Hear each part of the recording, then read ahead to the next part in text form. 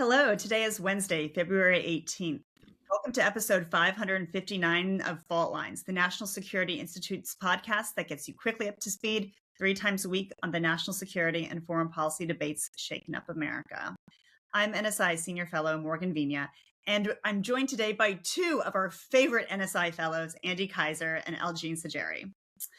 Today, we're talking Nigeria. On Monday, around 100 U.S. troops and military equipment arrived in Nigeria to help support local forces battling Islamic militants and other armed groups. U.S. personnel touched down as part of a broader security cooperation effort between Washington and Abuja, with 100 more expected to arrive. U.S. troops will not take part in combat action, and Nigerian forces will retain full control over all security decisions. However, this deployment comes at the request of the Nigerian government, which sought assistance with training, technical support, and intelligence sharing as it confronts violence. The first batch of troops represents an initial group of what is expected to be a roughly 200-person deployment of others, including U.S. intelligence analysts, advisors, and trainers. This comes after President Donald Trump had previously accused Nigeria of failing to protect Christians from what he described as a genocide, citing attacks by extremist groups and armed bandits. Trump then ordered airstrikes on Christmas Day, December 25th, targeting Islamic State militants, saying they were responsible for killing Christians. The AFRICOM strikes in Sokoto State in northwest Nigeria, targeting what it described as an Islamic State terrorist, said they were coordinated with Nigerian authorities. Algene, turning to you first here, for a long time, there have been accusations that the Nigerian government has failed to protect the Christian population in Nigeria's north. These voices have gotten louder under this administration, and this administration is actually, taking aggressive action against that violence. Accusations of genocide are rampant. This narrative really has built up, still a celebrity and political following. You've got everyone from Nicki Minaj to a conservative congressman in West Virginia criticizing the Nigerian government for not doing enough to protect Christian communities. Is this justified? Well, I think it's not justified. I think it's important to note that the presidency in Nigeria goes from Christian to Muslim back and forth every term. And so, across various administrations, they've been dealing with an insecurity issue and multiple insecurity issues across the entire country in for various reasons. And I think really dumbing it down to a Christian versus Muslim conflict really undermines any effort to combat the various conflicts that are raging throughout the country. I think that it really is a false narrative to look at the causes of conflict in Nigeria or across the continent as just a cultural or religious conflict. There are multiple forces at play when it comes to the various conflicts that are brewing across Nigeria, not just in northern Nigeria, and southern Nigeria, and southeast Nigeria, across Nigeria for various differing reasons. I would say the top reason is conflict, access to resources, especially the benefit of the rich natural resources that are abundant across the country, but only a small portion of the population is benefiting from the rich oil resources across the country and other types of natural resources. And so those are really some of the primary drivers of a conflict, including things like actually climate change that are fueling the conflict in the central region of the country around farmers across various crops. And so I think it's really important to look at the root causes and not just take this sort of dummy down, Western view of what conflict is in Nigeria and really look at what is really fueling the conflict. I think that will better inform how to respond. I do think it's really, like I said earlier, important that there is a response. I think it's really great that the administration is going in to help and support and train, Nigerian forces because first of all, they're understaffed. Second of all, a lot of them are deployed and in supporting the elite and VIPs and doing security for, protection for elite folks in the country instead of really being deployed to the regions that are being impacted by these conflicts.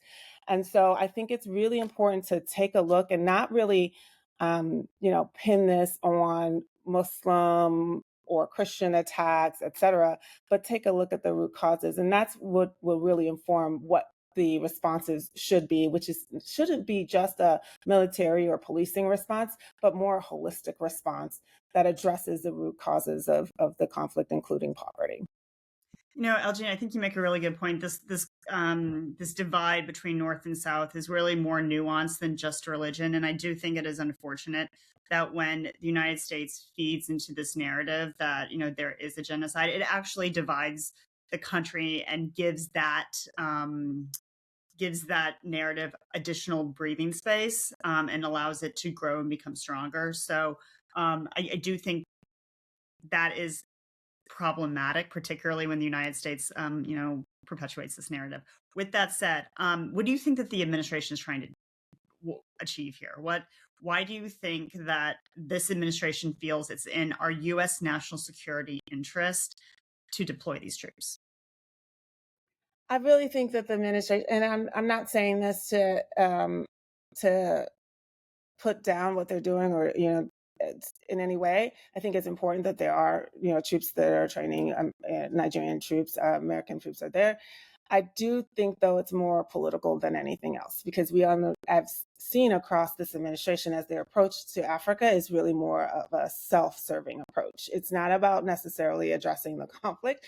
It's really about pandering, I think, in this case, to the religious base. While I think this response, is, like I said, I support it. I think the rationale behind it is flawed.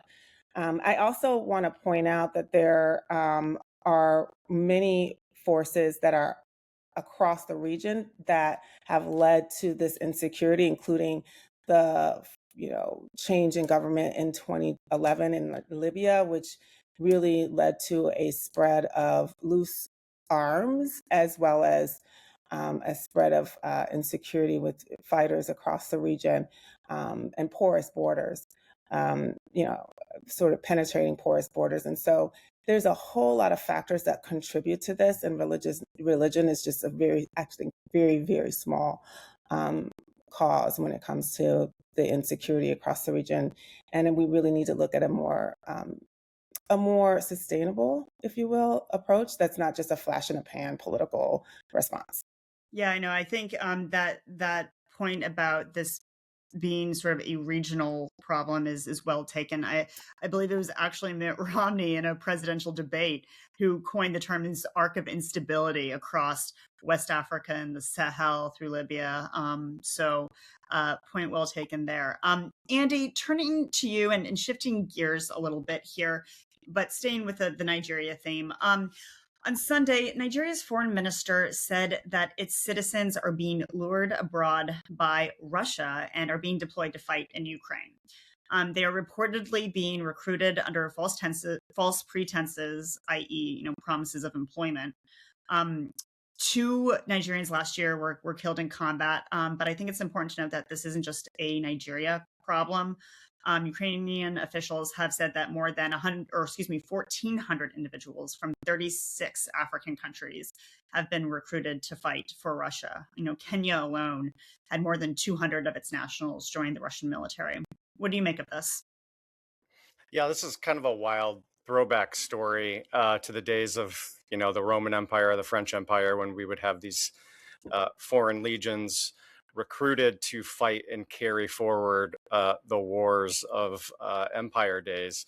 The Russians, of course, have deep tentacles across the African continent, unfortunately, and we're seeing that manifest here a bit.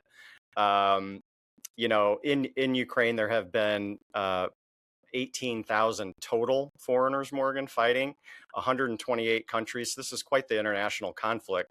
And even on the Ukrainian side, you've had 50 countries where volunteers have showed up on the Ukrainian side, including several thousand, actually, Americans. I think 90 U.S. citizens have been killed in Ukraine, which is something probably most don't realize. But those volunteers fighting in Ukraine, on the Ukrainian side, of course, were not tricked or coerced into joining the fight in the way it appears the Russians have have led with their typical sort of goonery, thuggery, as they have in Nigeria, recruiting Nigerians to fight their wars as their own forces are depleted. So clearly a troubling development. Any story about the Russians or the Chinese influence across the African continent is problematic in my mind for a number of reasons. And two of those I think we discussed this morning. Yep. All right. Well, Andy, Algene, thank you so much for joining us on this Wednesday. That is a wrap. Join us on Friday, February 20th, for another episode of Fault Lines, the National Security Institute's podcast that gets you smart, fast on the national security and foreign policy debates shaking up America. We are on YouTube, so check out our channel for a video of today's episode and my and Algene's red lipstick. If you like what you heard or saw, be sure to rate, review, and subscribe.